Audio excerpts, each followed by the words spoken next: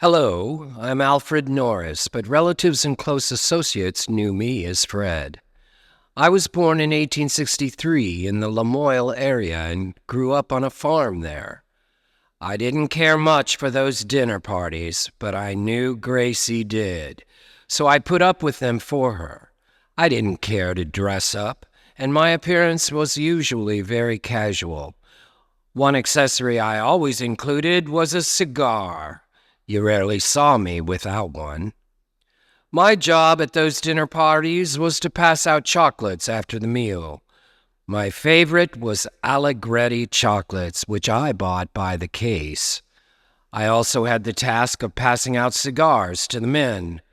I'd open the box and start offering them around, and if there was somebody in the crowd that I didn't approve of, I'd pass right by them.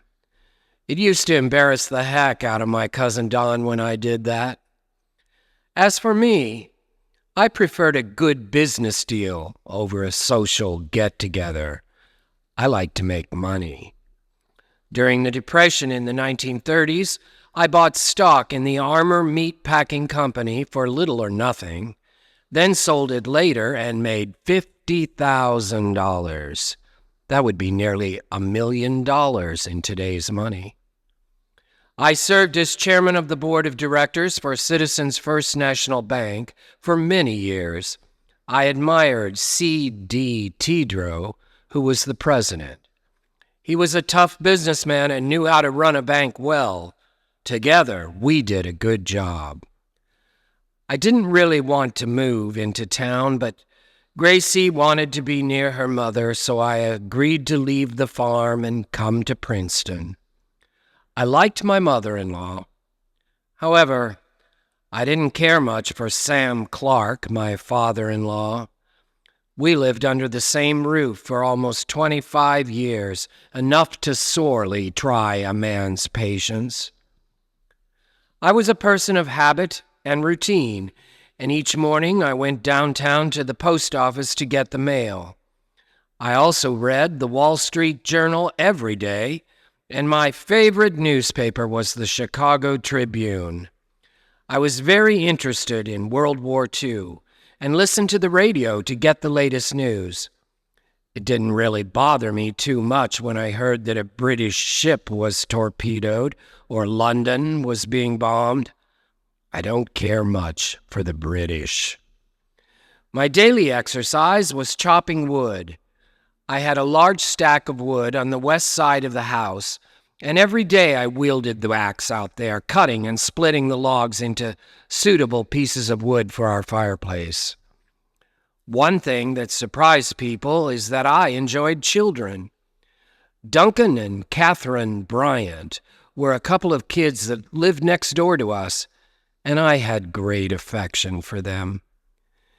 In the 1920s, Duncan was still just a kid, and he was diagnosed with diabetes. At that time, doctors thought exercise would aggravate the disease. Duncan's doctor was Dr. Peter H. Poppins, and his office was on the second floor of a building downtown. I was concerned about the child, so I went to the doctor with his mother and carried him piggyback style up the stairs so he wouldn't exert himself. When Duncan was a teenager, I taught him and his sister how to drive a car. I also bought them cars since their family didn't own one. I enjoyed cars, and I owned two, even though Gracie didn't drive. One was an open touring car, and the other was a closed car. Whenever I took Gracie somewhere, I had to drive the closed car. That's what she preferred. One of the first cars I owned when I moved to Princeton was a National. It was an open car, of course. It was a beautiful 7-passenger vehicle with jump seats and leather upholstery. It had an air pump. If the car started to sputter, you had to stop and pump it up. Another automobile I had was an early Cadillac. I kept that car for years and drove it. Around 1930, I invited the Bryant kids and their mother to come out on a drive with me and watch the speedometer turn over 100,000 miles. That was quite an occasion.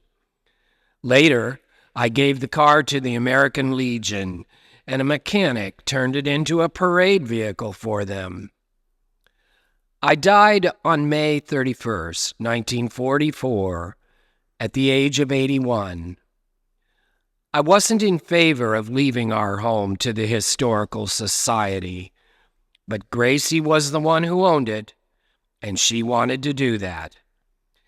In my will, I followed my father-in-law's example and gave $10,000 to the Matson Public Library. Over the years, Gracie and I gave money to several young people in town so they could get a college education.